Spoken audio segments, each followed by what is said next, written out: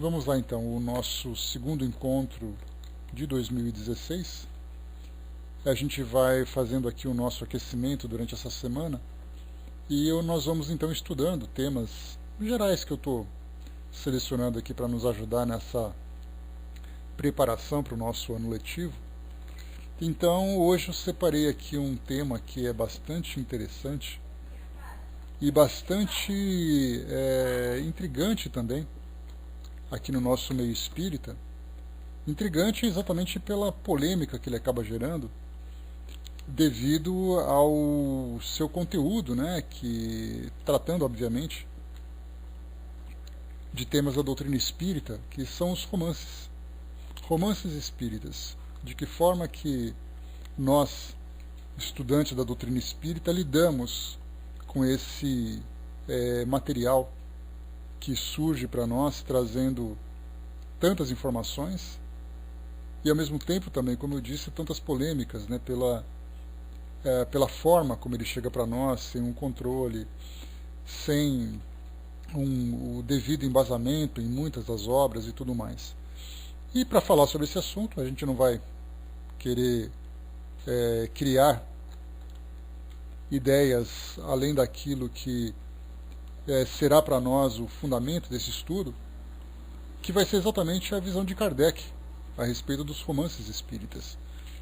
Ele escreveu alguns artigos na Revista Espírita sobre esse tema e nós vamos então recorrer a eles para vermos exatamente qual a opinião que Kardec tem sobre aquilo que chega para nós hoje numa quantidade significativa, né, já que nós temos ali, vamos dizer, dois segmentos dentro da doutrina. Bom dia, Angelina. O segmento daqueles que focam exclusivamente na codificação.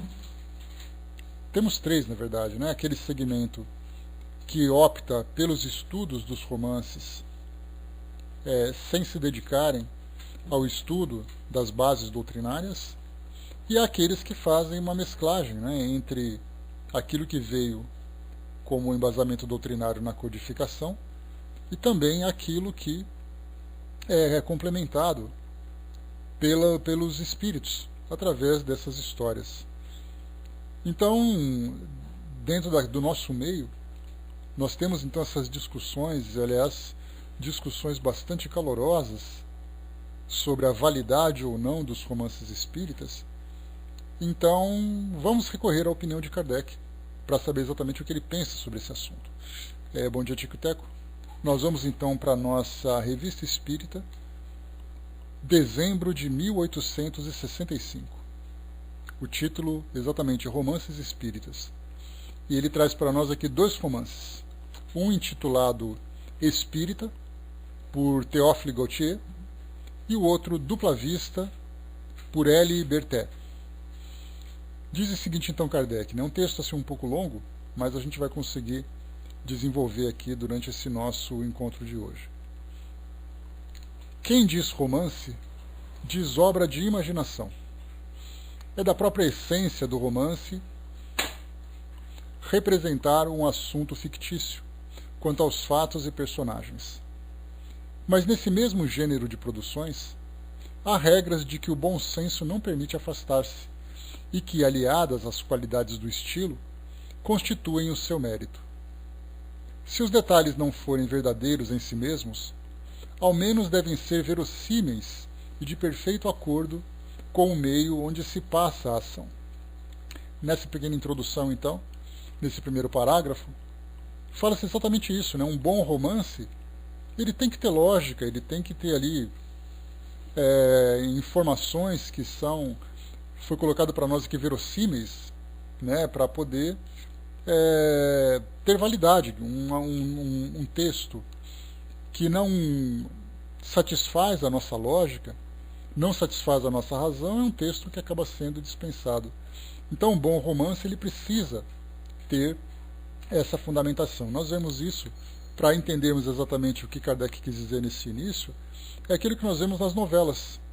As novelas nada mais são do que histórias romanceadas, e uma boa novela, né, principalmente aqui para o Brasil, que têm essa cultura de apreciar as novelas, elas são muito mais interessantes quando no seu conteúdo traz ali algo que é lógico para nós. Se é uma novela de época, as informações da época são condizentes com a história.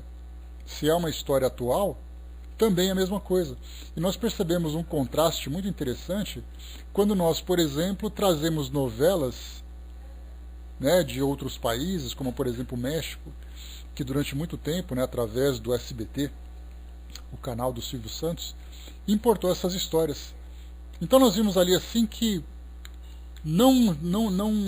era compatível, elas não eram compatíveis com a nossa cultura. Escolas diferentes, famílias diferentes, situações estranhas para nós e tal, né? No caso dos filmes, por exemplo, dos filmes hollywoodianos, nós já estamos tão acostumados com a história deles que, mesmo que não seja uma relação direta com a nossa realidade, nós aceitamos com naturalidade. Isso por uma questão de hábito, depois de tanto tempo acompanhando a vida dos americanos, nós já nos habituamos à história deles.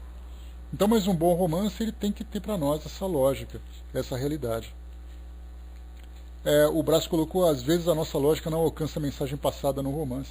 E aí então a gente vê exatamente, né, Brás, que acaba ficando então, ela perde o seu valor, porque a nossa lógica não alcança. Então, um bom romancista ele tem que levar em consideração esses critérios para validar o trabalho que ele fez. Então vamos em frente aqui. Nos romances históricos, por exemplo, é de rigor a manutenção estrita da coloração local, e há anacronismos que não seriam toleráveis. O leitor deve poder transportar-se pelo pensamento aos tempos e lugares de que se fala e deles fazer uma ideia justa. Aí estava o grande talento de Walter Scott. Lendo-o, encontramo-nos em plena Idade Média. Aqui já faz uma referência a um escritor inglês que trazia nos seus romances elementos da Idade Média. Se ele tivesse atribuído aos fatos e gestos de Francisco I a Luís XI o mesmo se tivesse feito falar este rei e os personagens de sua corte como no tempo da Renascença, nem o mais belo estilo teria sido capaz de resgatar tais erros. Acontece a mesma coisa nos romances de costumes. O seu mérito está na variedade dos quadros, porque seria o cúmulo do ridículo emprestar a um súdito espanhol os hábitos e o caráter de um inglês. À primeira vista, o romance parece ser o gênero mais fácil. Consideramo-lo mais difícil que a história, embora menos sério.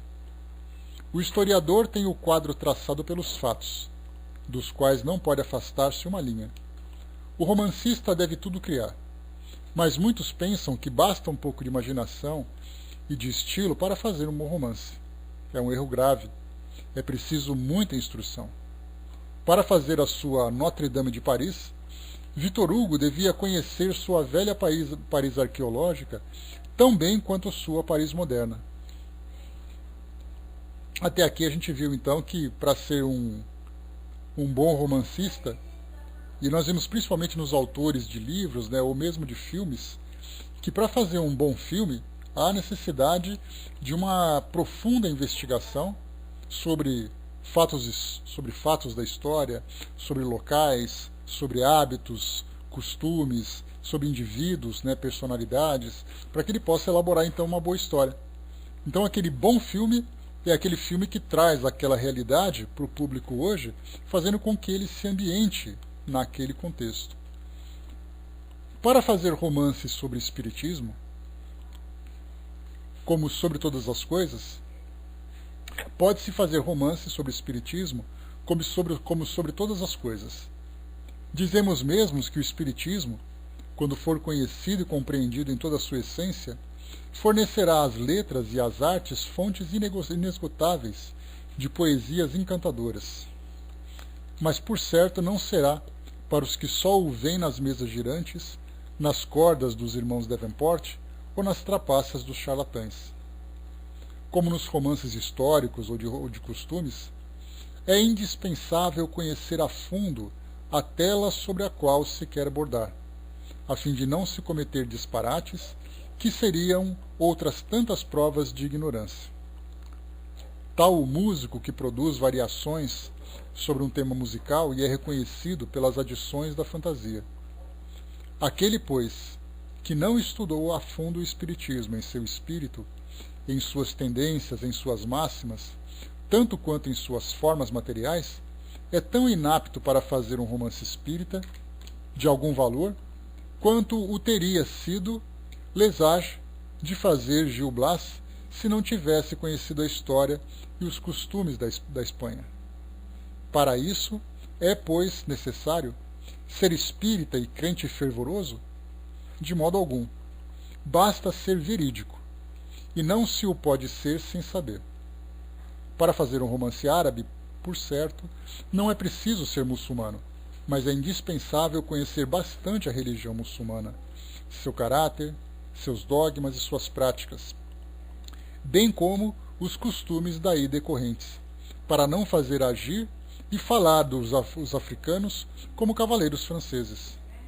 Mas há os que julgam ser suficiente para dar o cunho da raça, prodigalizar à torta e à direita os nomes de Alá, de Fátima, de Zulema, pois é mais ou menos tudo quanto sabem do islamismo. Numa palavra, não é preciso ser muçulmano, mas estar impregnado do espírito muçulmano, como para fazer uma obra espírita. Ainda que fantástica, devem estar impregnado do espírito do espiritismo. Enfim, é preciso que, lendo um romance espírita, os espíritas possam reconhecer-se, como os árabes deverão reconhecer-se num romance árabe e poder dizer, é isso. Mas nem uns nem outros se reconhecerão se usarem disfarces. Seu autor terá feito uma obra grotesca, exatamente como se um pintor pintasse mulheres francesas em costumes franceses. Essas reflexões nos são sugeridas a propósito do romance Fouetin, que nesse momento o Sr. Théophile Gautier publica O Grande Montier, sob o título de Espírita. Não temos a honra de conhecer pessoalmente o autor. Não sabemos quais suas convicções ou seus conhecimentos a respeito do espiritismo. Sua obra, que ainda está debutando, não permite ver a sua conclusão. Diremos apenas que se ele não encarasse o seu assunto, senão sob o único ponto de vista, o das manifestações, desprezando o lado filosófico e moral da doutrina, não corresponderia à ideia geral e complexa que o seu título abarca, muito embora o nome espírita seja de um de seus personagens. Se os fatos que ele imagina para a necessidade da ação não se encenasse nos limites traçados pela experiência, se os apresentasse como se passando em condições inadmissíveis, sua obra faltaria com a verdade e faria supor que os espíritas creem nas maravilhas dos contos das 1001 Noites. Se atribuísse aos espíritas práticas e crenças que eles desaprovam, ela não seria imparcial, e sob esse ponto de vista, não seria uma obra literária séria. A doutrina espírita não é secreta, como a da maçonaria. Não tem mistérios para ninguém e se expõe à luz da publicidade. Ela não é mística, nem abstrata, nem ambígua, mas clara e ao alcance de todos. Nada tendo de alegórico, nem pode ser motivo de equívocos, nem de falsas interpretações. Diz claramente o que admite e o que não admite. Os fenômenos cuja possibilidade reconhece não são sobrenaturais nem maravilhosos, mas fundados nas leis da natureza, de sorte que nem faz milagres nem prodígios. Aquele, pois, que não a conhece, ou que se engana quanto às suas tendências, é porque não quer dar-se ao trabalho de a conhecer. Esta clareza e essa vulgarização dos princípios espíritas, que contam aderentes em todos os países e em todas as classes da sociedade, são a mais peremptória refutação às diabrites de seus adversários, porque não há uma só de suas alegações errôneas que não encontre uma resposta categórica. O Espiritismo não pode senão ganhar em ser conhecido, e é o que trabalham, sem o querer, os que julgam aniquilá-lo por ataques desprovidos de qualquer argumento sério. Os desvios de conveniência na linguagem produzem um efeito inteiramente contrário ao que se propõe. O público os aprecia, e não é em favor dos que se permitem a tanto.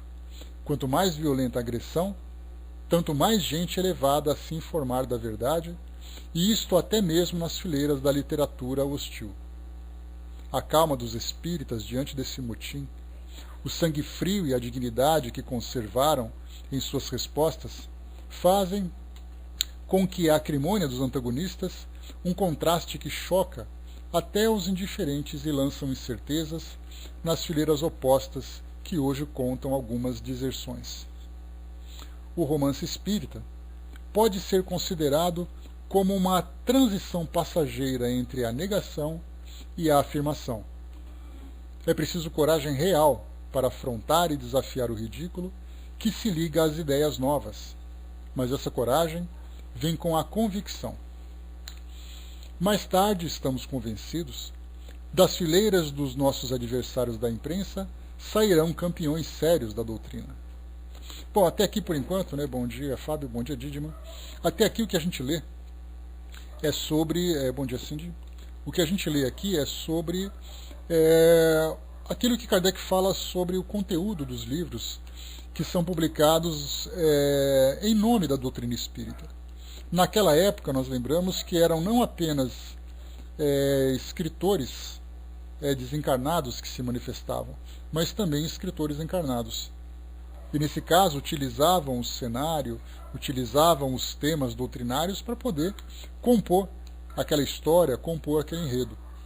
Então o que Kardec chama atenção inicialmente, independente de qual obra venha a ser analisada, ele fala exatamente da importância da pesquisa para fazer com que aquela obra seja condizente com a realidade do tema que está sendo abordado.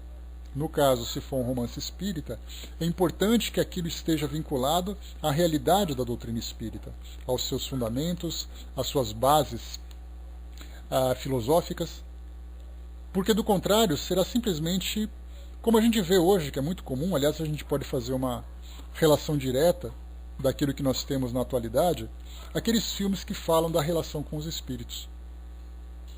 Geralmente são filmes de comédia, ou são filmes de terror, são filmes de romances. Então nós tivemos aqueles que se destacaram, como Além da Eternidade, como Ghost, depois partiu para o outro extremo lá do livro do filme Exorcista, depois o filme que fala sobre atividades paranormais, e poderíamos citar aqui uma relação infindável de títulos de filmes que hoje são apreciados pelos nossos jovens, pela nossa sociedade de um modo geral. Então, quando nós percebemos assim, que esses temas então falam dessa relação com o mundo espiritual, na verdade se aborda de uma forma comercial o medo, a curiosidade, a fantasia, mas dificilmente nós vamos encontrar um filme que possa ser classificado como um filme espírita. De dizer, assistir a algum desses que passam na televisão, dizer assim, olha, esse filme é um filme legitimamente espírita. O mesmo acontece com as novelas. Hoje é muito comum novelas que trazem esses temas, abordam esses temas relacionados com o mundo espiritual, e de imediato nós ficamos, claro, nós espíritas, ficamos muito interessados em conhecer o seu conteúdo, em fazer uma análise crítica, inclusive. Então tivemos ali a primeira grande novela que saiu com a Jeanette Claire, que foi a novela Viagem, baseada numa das obras de André Luiz. E aí então aquela novela fez um grande sucesso, porque exatamente aquilo que era mostrado na novela era fundamentado na obra de André Luiz, com psicografia do Chico Xavier. Depois nós tivemos outras novelas e agora, nos últimos tempos, inclusive hoje, nós temos uma novela que fala sobre reencarnação, sobre lei de causa e efeito e tudo mais. Então, nós começamos a ficar bastante curiosos a esse respeito. É uma forma, Brás? A gente vai ver depois sobre isso também, o objetivo dessas obras. Mas, a princípio, nós vemos assim, que dificilmente podemos considerar uma novela absolutamente espírita. E não se tem também essa pretensão, porque a ideia é pegar o tema doutrinário, fazer com que haja esse despertamento coletivo, e a partir dele, então, fazer com que as pessoas comecem, através do estudo, a filtrar aquilo que é passado na ficção. Mas, por enquanto, embora seja ali uma fantasia, envolta ali em situações particulares de cada núcleo, de cada personagem e tudo mais, para nós se apresenta de uma forma bem coerente com aquilo que nós temos como base doutrinária. Continuando aqui com o livro que é trazido para nós, então, Kardec falando. Quando as tendências da obra do Sr. Théophile Gautier, que é essa obra chamada de Espírita, né, tiverem mais bem delineadas, far-lhe-emos nossa apreciação do ponto de vista da verdade espírita. Então Kardec, por enquanto aqui, ele não conhece a obra, está esperando ali o conhecimento dela para a partir dali então fazer a sua análise. O Brás colocou, percebi que muita dificuldade de alguns espíritas é misturar o espiritismo com o espiritualismo, né? A gente tem que estudar bem para poder definir os limites de um e de outro, embora o espiritismo, como Kardec bem coloca na introdução do Livro dos Espíritos, o espiritismo é uma das cadeiras da Universidade Espiritualista. Né? Bom dia, Fristone. Então, assim como o catolicismo, como a religião evangélica, religião islâmica, judaica, dentre o hinduísta e tudo mais, o espiritismo é mais uma das cadeiras da Universidade Espiritualista, já que o espiritualismo, como a gente diz respeito exatamente à crença em algo além da matéria. E o oposto do espiritualismo é exatamente o materialismo. Então, todo aquele que acredita em algo além da matéria faz parte do espiritualismo. Agora, dentro do espiritualismo, nós temos ali várias linhas filosóficas, e é aí que a gente precisa definir muito bem, né, qual é a tendência de cada um, qual é o caminho seguido por cada um. E continua. As reflexões acima, naturalmente, se aplicam às obras do mesmo gênero sobre o magnetismo e o sonambulismo. Ultimamente, a Dupla Vista, que é um outro título também de um livro, forneceu ao Sr. L. Berthet assunto para um romance muito interessante, publicado pelo Sécle, e que, ao talento do escritor, alia o mérito da exatidão. Incontestavelmente, o autor deve ter feito um estudo sério dessa faculdade. Para descrevê-la como o faz, é preciso ter visto e observado. Não obstante, poder-se-ia censurar-lhe um certo exagero na extensão que dá a alguns casos. Outro erro, em nossa opinião, é apresentá-la como uma doença. Ora, uma faculdade natural, seja ela qual for, pode coincidir com um estado patológico, mas por si só não é uma doença. E a prova disso é que uma porção de pessoas dotadas da dupla vista no mais alto grau gozam de perfeita saúde.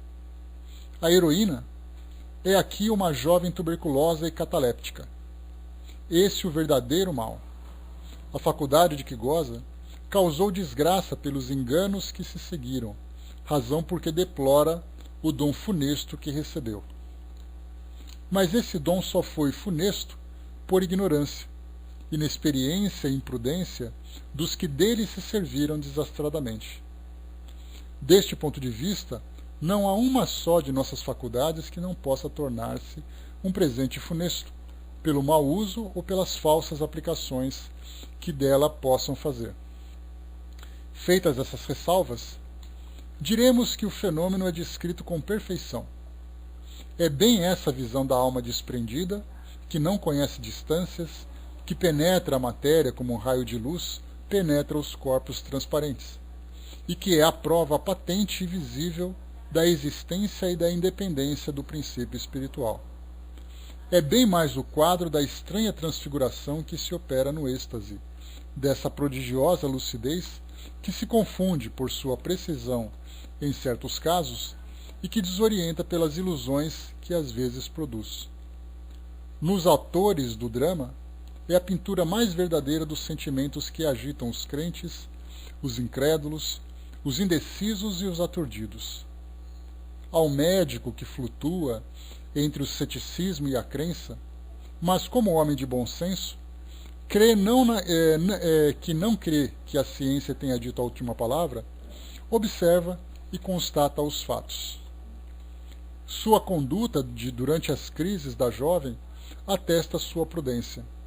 Há também o descrédito dos exploradores, que aí são justamente fustigados. O autor teria feito uma obra incompleta se tivesse negligenciado o lado moral da questão.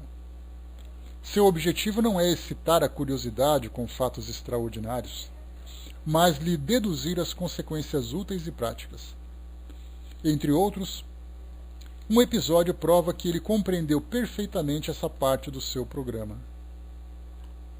A jovem vidente descobre num subterrâneo importantes papéis que devem pôr termo a um grave processo de família. Descreve os lugares e as circunstâncias com minúcias. As escavações feitas conforme as indicações provam que viu muito bem. Encontram os papéis e o processo é anulado.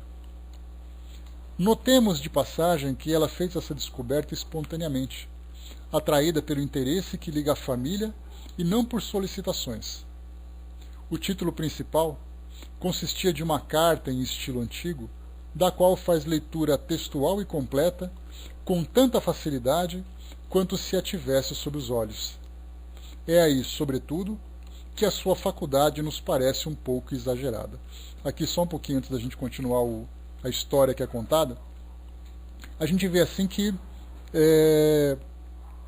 uma jovem que através da dupla vista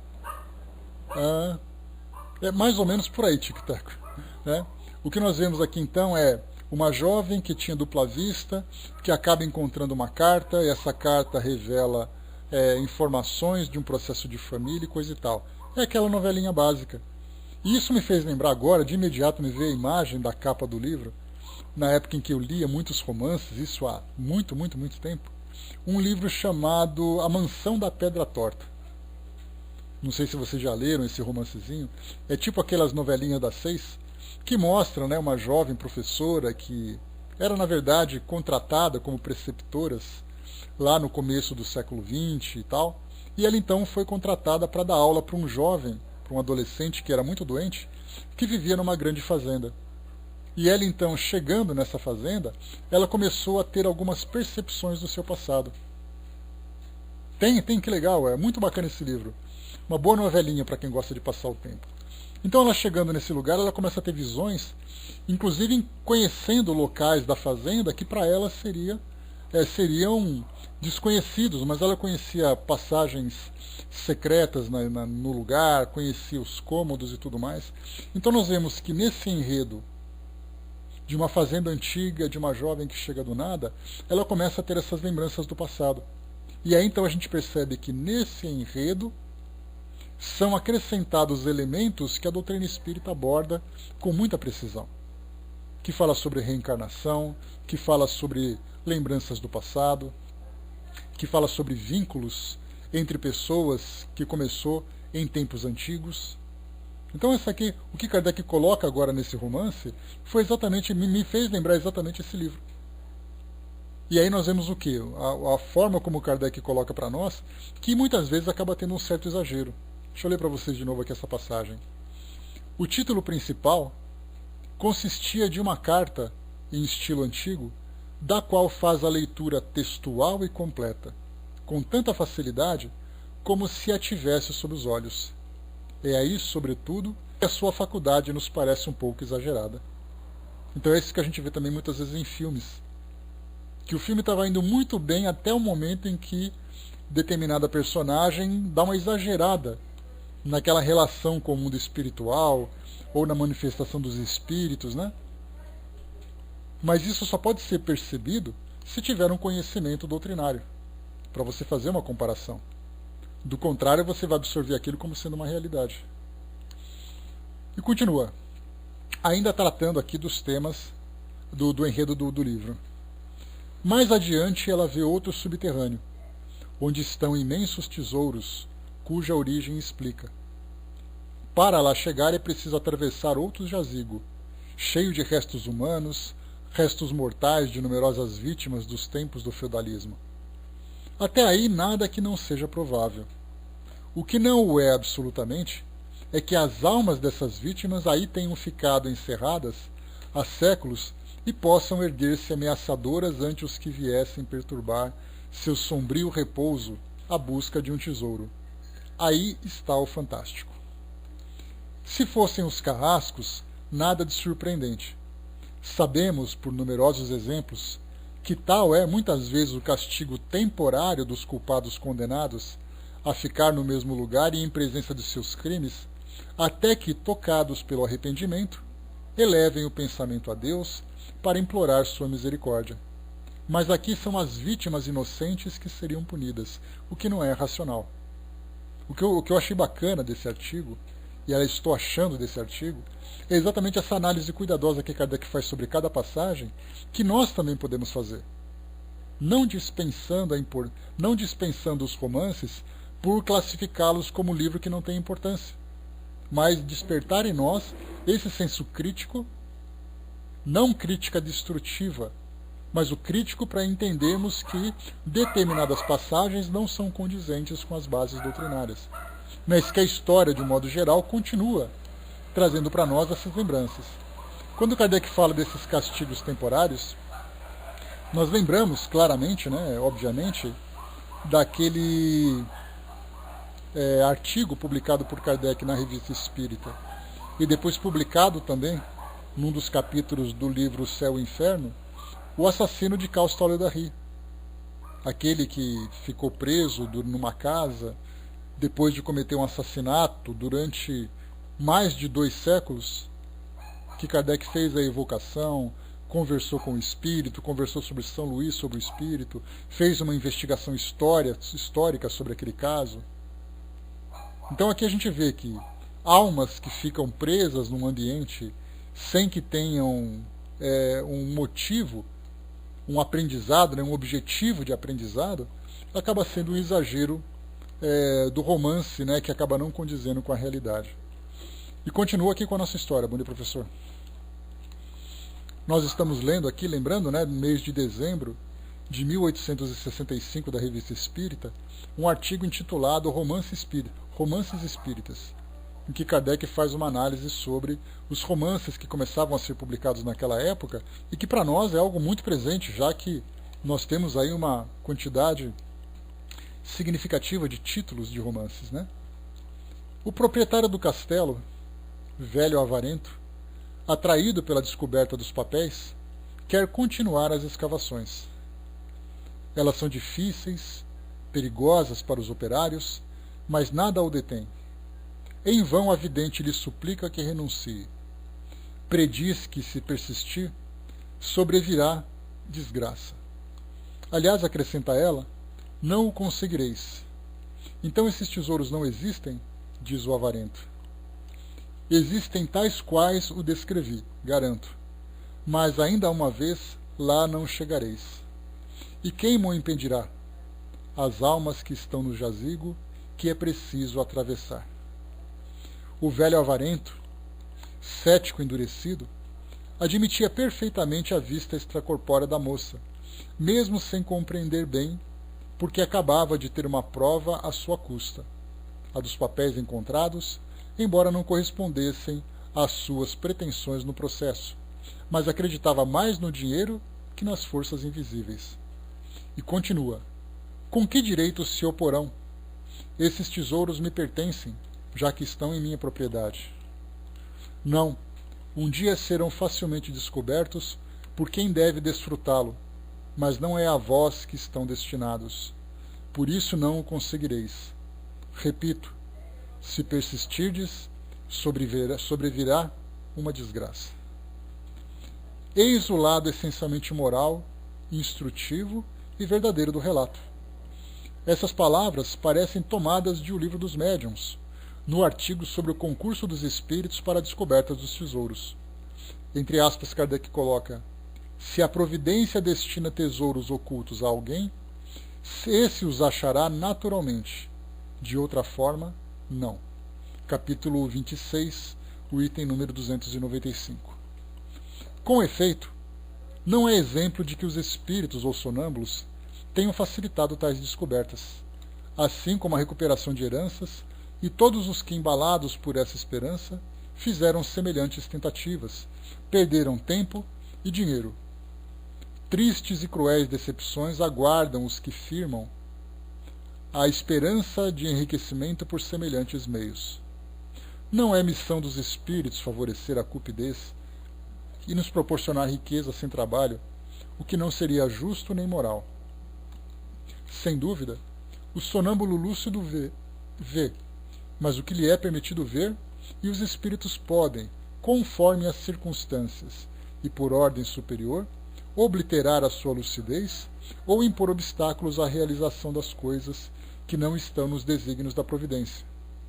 No caso de que se trata, foi permitido encontrar os papéis, que deviam pôr um termo às dissensões de família, e não achar os tesouros, que só serviriam para a satisfação da cupidez. Eis porque o velho avarento pereceu, vítima de sua obstinação. Então aqui Kardec já soltou um spoiler para nós aqui, mostrando, né, o fim do avarento. Então, para quem for ler o livro, né, intitulado exatamente Dupla Vista, um livro francês, né, então para quem for ler já sabe que o velho avarento pereceu. O Osmar colocou aqui na novela da Globo, mostra um amigo espiritual que ficou decepcionado com o egoísmo dos encarnados e passou a desacreditar no adiantamento desses encarnados, o que é incoerente com a doutrina dos espíritos, ou se mostrar esse amigo espiritual como sendo um espírito num nível de um espírito comum como nós, que tem ali suas paixões, pode se decepcionar ou não. No caso, se for um espírito mais elevado, ele compreende exatamente o processo de evolução. Se é um espírito comum, ele vai sofrer essa frustração como qualquer um de nós sofreria.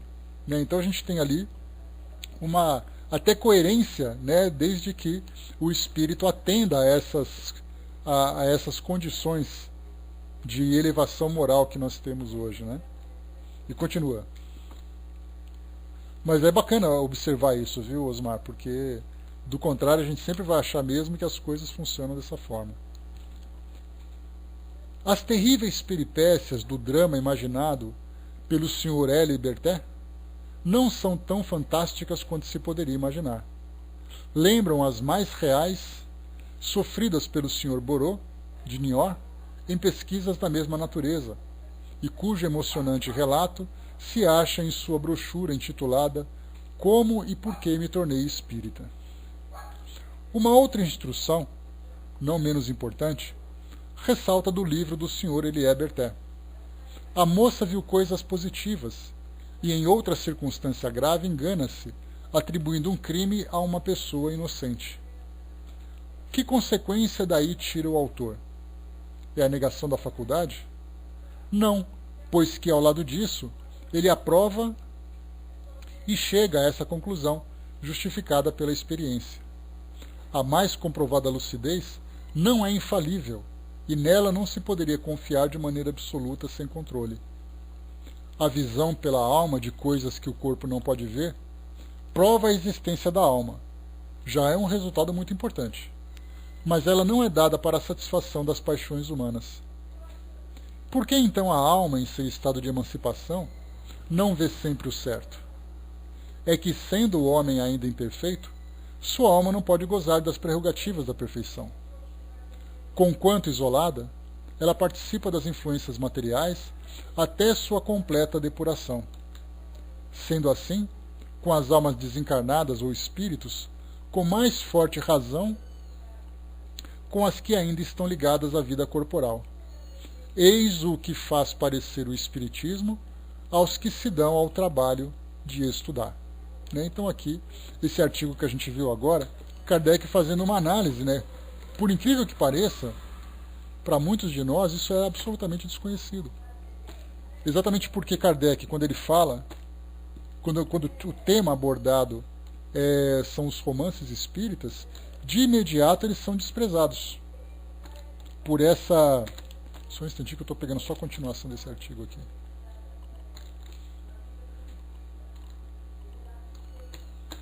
Só um instantinho.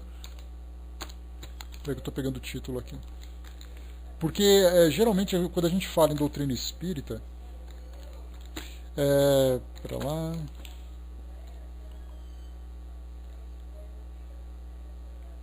Janeiro de 67, nós temos uma outra análise de Kardec. Deixa eu pegar aqui rapidamente. Só um instantinho.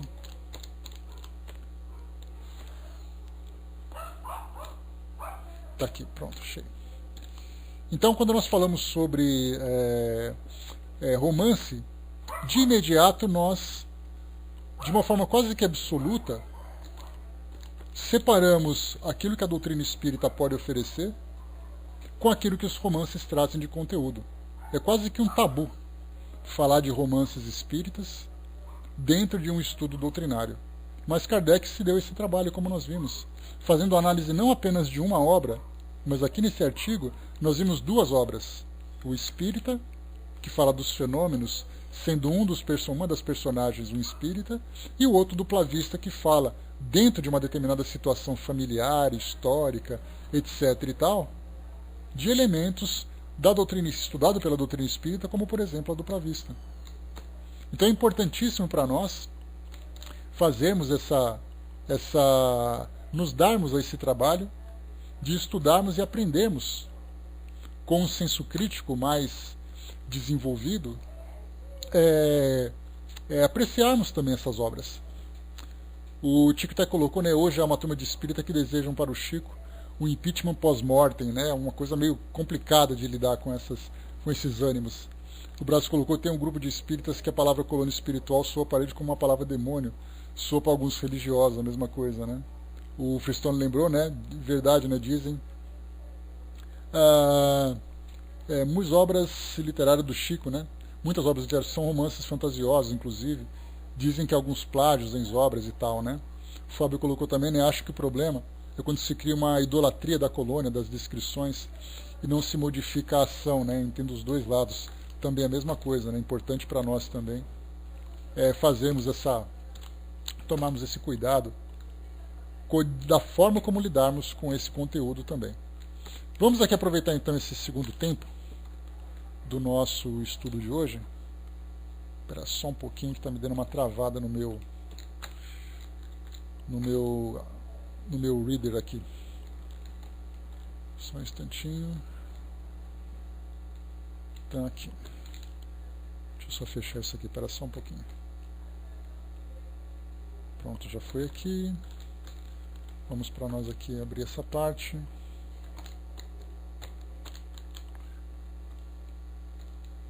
Pronto. Vamos então aqui agora, romance espírita. Uma outra análise que Kardec faz dos romances. Mas deu para perceber aqui de imediato de que forma que Kardec lida com esses livros sem aquela aversão, aquela antipatia que infelizmente nós encontramos na atualidade. Kardec também se dá o trabalho de fazer uma análise de um livro espírita, de um livro que traz temas doutrinários, né? Vamos então aqui para o próximo, romance espírita. O assassinato da Ponte Vermelha, por Che Bárbara. O romance pode ser uma maneira de exprimir pensamentos espíritas sem se comprometer, porque o autor temeroso pode sempre responder à crítica zombeteira que não pretendeu senão fazer uma obra de fantasia, o que é certo para um grande número.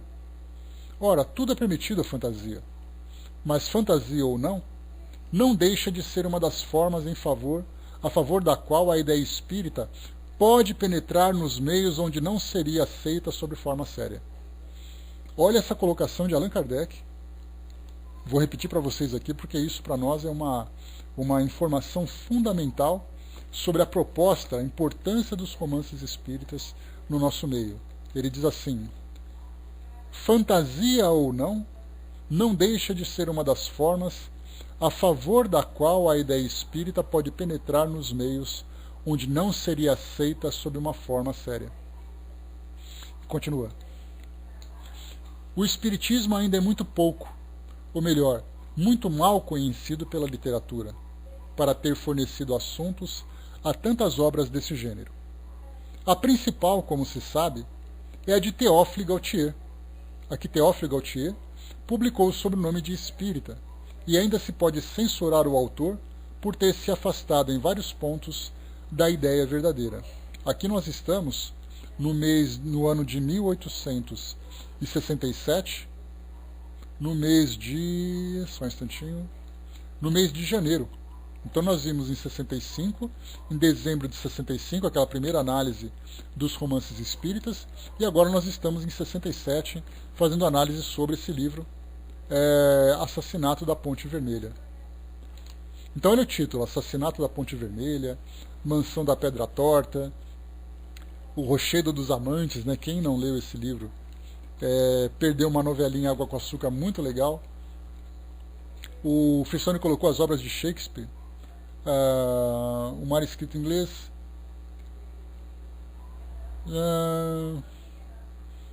sim, né? Tem uma quantidade significativa de fenômenos, né? Como no caso de Hamlet, quando nós temos ali o próprio Hamlet vendo ali o espírito do pai que aparece para ele, né? Muito interessante. O Hermes colocou: algumas pessoas entram no espiritismo através de romances, outros, entretanto, se afastam, acham muita fantasia. Aí acabam cometendo um erro, né, de levarem o romance como sendo uma base da doutrina espírita. E continua: uma outra obra de que igualmente falamos, e que sem terem sido feita especialmente visando o espiritismo, a ela se liga de certo modo, é a do Sr. L. Berthet, publicada no Folhetim do Siècle, em setembro e outubro de 1865, sob o título de A Dupla Vista, como nós já comentamos. Aqui o autor dá prova de um conhecimento aprofundado dos fenômenos de que se fala, e o seu livro alia a esse mérito o do estilo e de um interesse contínuo. É ao mesmo tempo moral e instrutivo. A Segunda Vista, de X. B. Santini, publicada em Folhetim no Grande Montier, em fevereiro de 64, é uma série de novelas que nem tem o fantástico impossível, nem o caráter lúgubre dos contos de Edgar Poe, mas a suave e graciosa simplicidade das cenas íntimas que os habitantes deste e de outro mundo, nos quais o Sr. Santini acreditava firmemente. Embora sejam histórias de fantasia, em geral pouco se afastam dos fenômenos que muitas pessoas puderam testemunhar. Aliás, sabemos que em vida, o autor que conhecemos pessoalmente não era incrédulo nem materialista.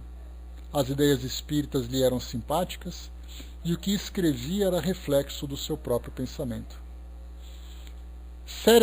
Serafita, de Balzac, é um romance filosófico, baseado na doutrina de Swedenborg. Em Consuelo e na Condessa de Rudolstadt, a senhora George Sand, o princípio da reencarnação apresenta papel capital.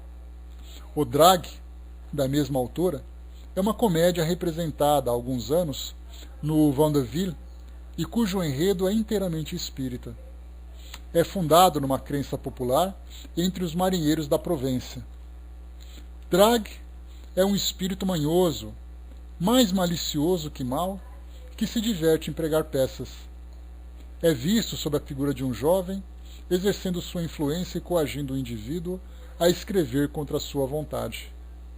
A imprensa, de ordinário tão benevolente para com essa escritora, mostrou-se severa com esta peça, que mereceria melhor acolhimento.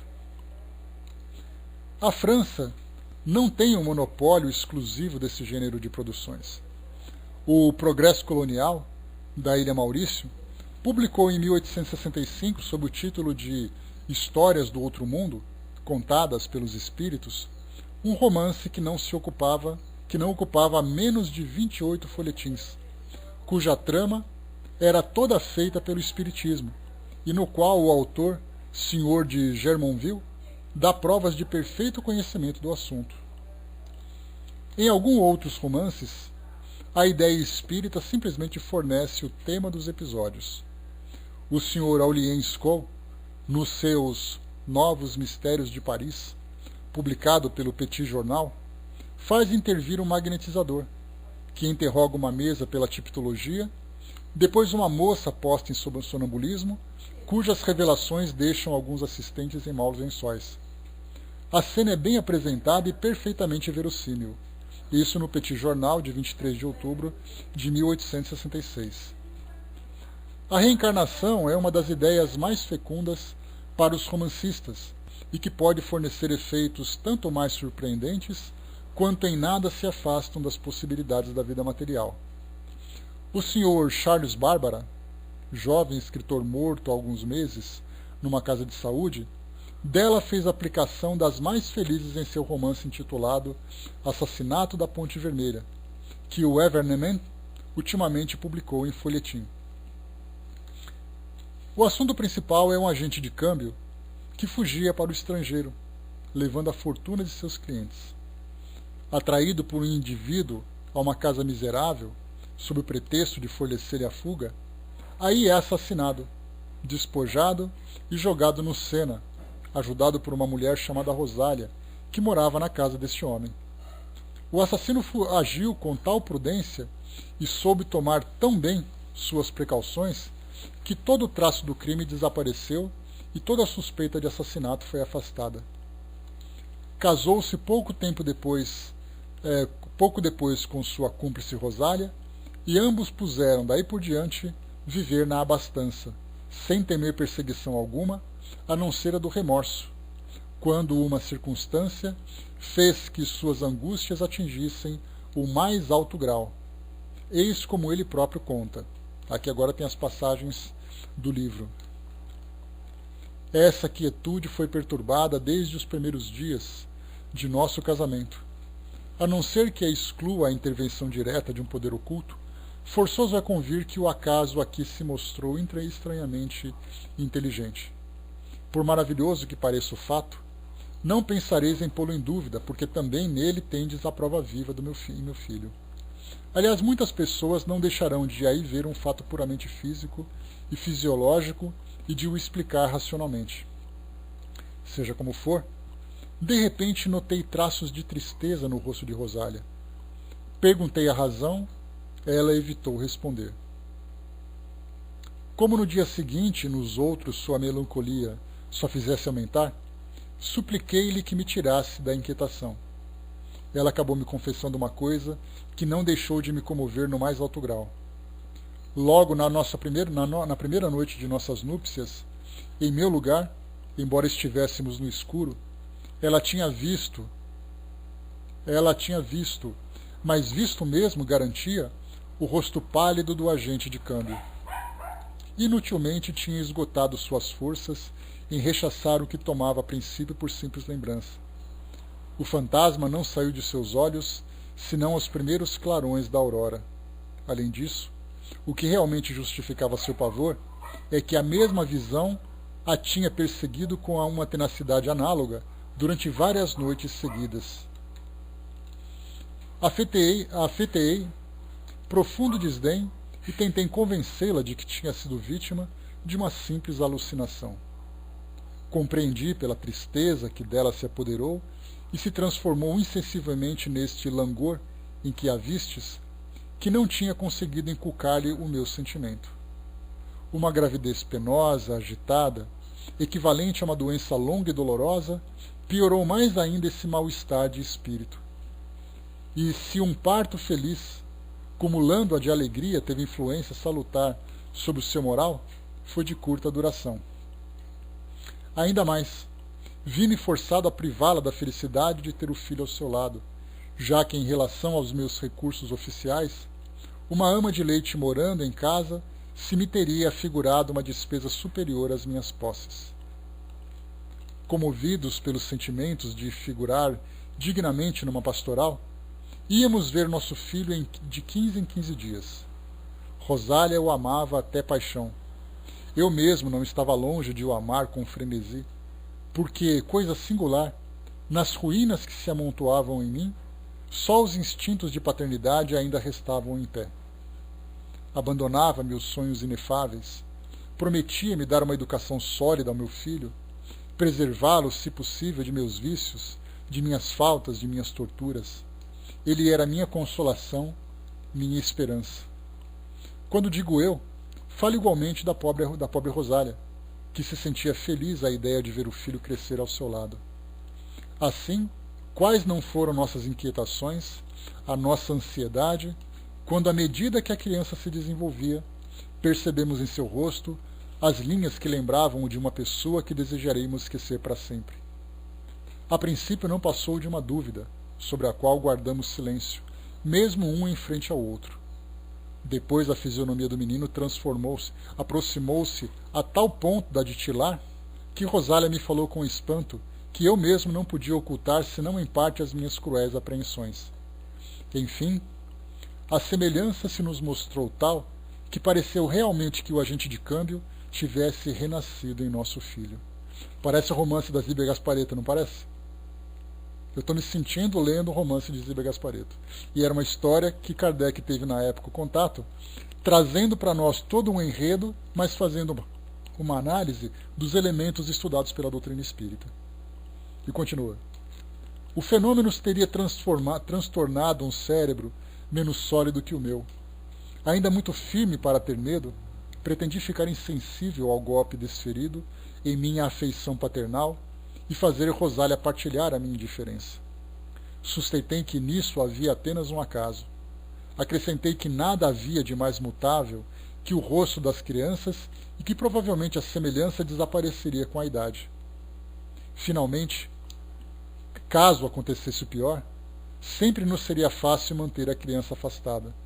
Falhei completamente. Ela se obstinou em ver a identidade dos dois rostos, um fato providencial, um germe de um castigo atroz que, mais cedo ou mais tarde, deveria esmagar-nos, e sob o império dessa convicção, seu repouso foi abolido para sempre. Por outro lado, sem falar da criança que era a nossa vida,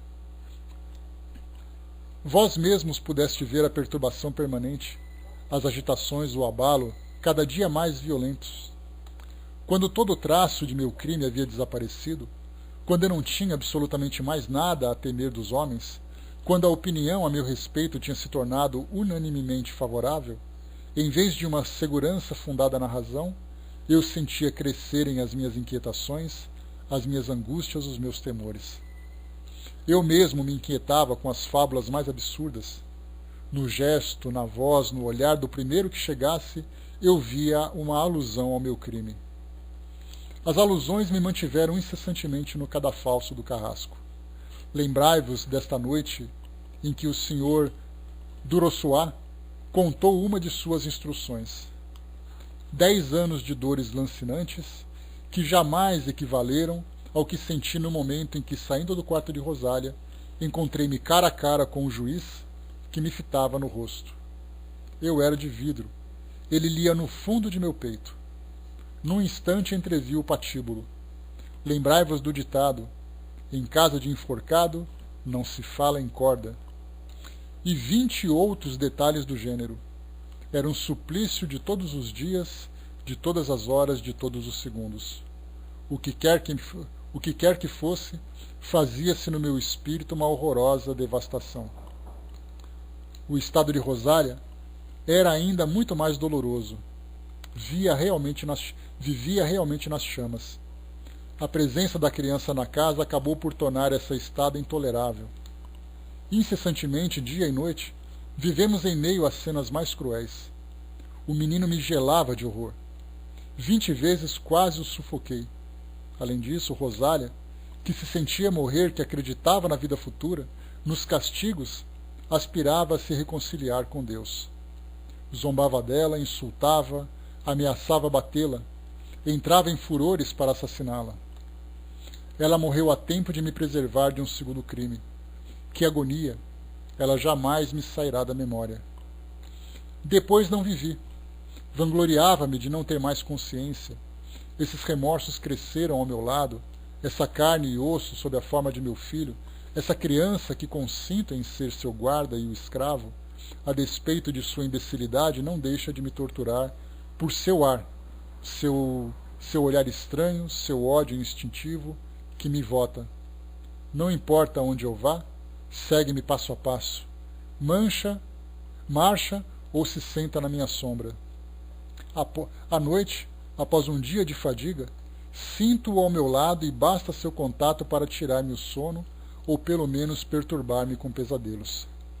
Receio que de repente a razão me lhe venha, sua língua se solte e ele fale e me acuse. Aqui depois tem outros trechos, né? Deixa eu aqui passar direto, para a gente poder ver aqui o... Tá aqui, ó. Depois de outras passagens então, né? Bom dia pessoal que chegou.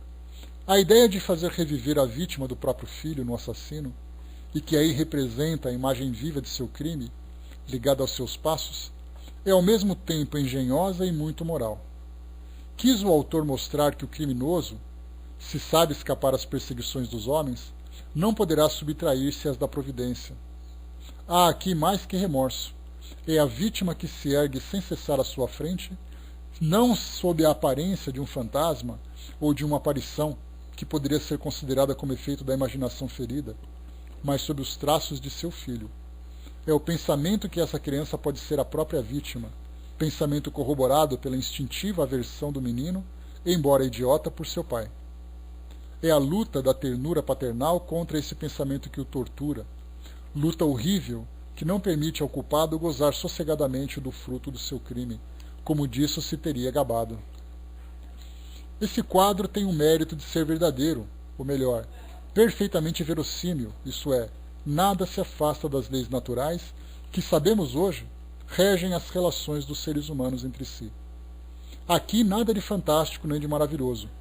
Tudo é possível e justificado pelos numerosos exemplos que temos de indivíduos renascendo no meio onde já viveram, em contato com os mesmos indivíduos para repararem seus erros ou cumprirem os deveres de seu conhecimento. Admitiremos aqui a sabedoria da providência, que durante a vida lança um véu sobre o passado, sem o qual os ódios se perpetuariam, ao passo que acabam por se apaziguar nesse novo contato e sob o império dos bons procedimentos recíprocos. É assim que, pouco a pouco, o sentimento da fraternidade acaba por substituir o da hostilidade. No caso de que se trata, se o assassino tivesse tido certeza absoluta quanto à identidade de seu filho, teria podido buscar sua segurança no novo crime. A dúvida o deixaria em luta com a voz da natureza que nele falava pela voz da paternidade. Mas a dúvida era o suplício cruel, uma ansiedade perpétua pelo temor que essa fatal semelhança levasse à descoberta do crime. Por outro lado, o agente de câmbio, ele próprio culpado, tinha, se não como encarnado, mas como espírito, a consciência de sua posição. Se servia de instrumento para o castigo de seu assassino, sua posição também lhe era um suplício. Assim, esses dois indivíduos, ambos culpados, se puniam reciprocamente, detidos em seus ressentimentos mútuos pelos deveres que lhe impunha a natureza. Essa justiça distributiva, que castiga por meios naturais pela consciência mesma da falta, mas que sempre deixa a porta aberta ao arrependimento e à reabilitação, não é mais digna da bondade de Deus que a condenação irremissível às chamas eternas? Porque o Espiritismo repete a ideia do inferno, tal qual representam, pode dizer-se que tire todo o freio às más paixões? Compreende-se que esse gênero de punição aceita-se-o porque é lógico.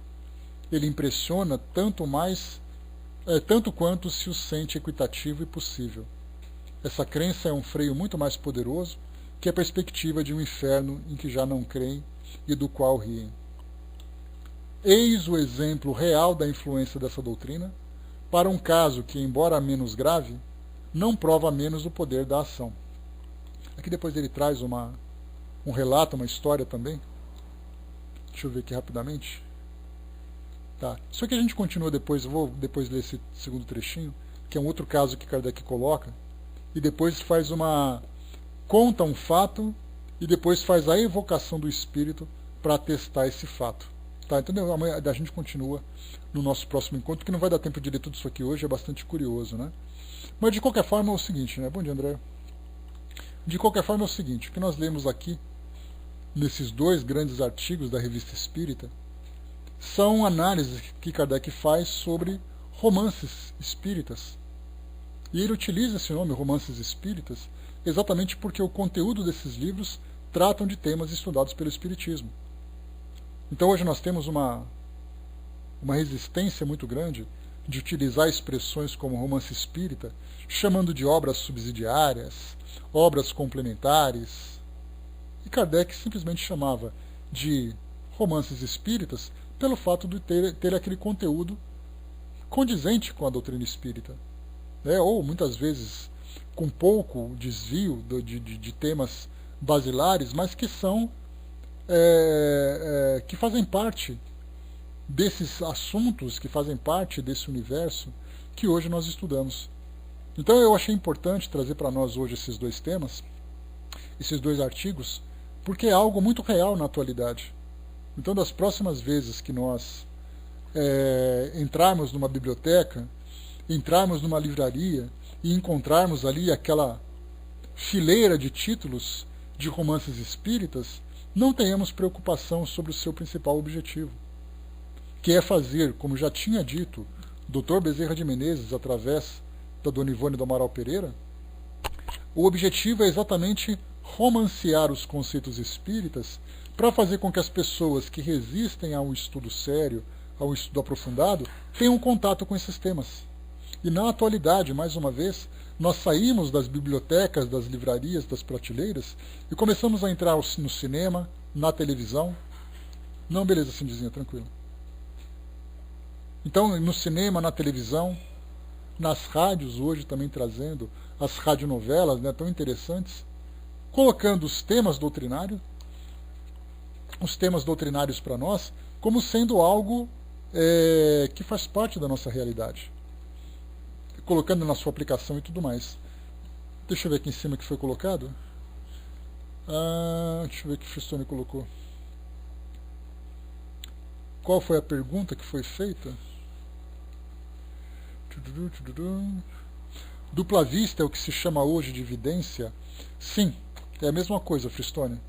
Tá? A evidência é para nós algo que permite que o indivíduo veja além do mundo material, à sua volta, e também a grandes distâncias. Então aquele que é detentor da dupla vista é exatamente aquele que pode ser chamado de vidente. E lembrando que vidência não significa profeta, né, ou profecias, mas é a capacidade que o indivíduo tem de ver além do mundo material. Então nós tivemos ali 3 títulos importantes que foram lidos, trazidos por Kardec. Primeiro, né, deixa eu ver aqui. Pois é, e como foi colocado aqui também, Fristone, nessa passagem aqui de Kardec, ele que fez aquele vínculo, né, de uma pessoa que era dotada de uma determinada faculdade e era misturado com uma doença. E aí Kardec chamou a atenção exatamente por essa visão equivocada que o autor tinha de fazer uma relação entre mediunidade e doença, que aliás é muito comum nos tempos atuais. Principalmente para aqueles que não conhecem a doutrina espírita, acham que o médium é sempre alguém que traz alguma perturbação mental.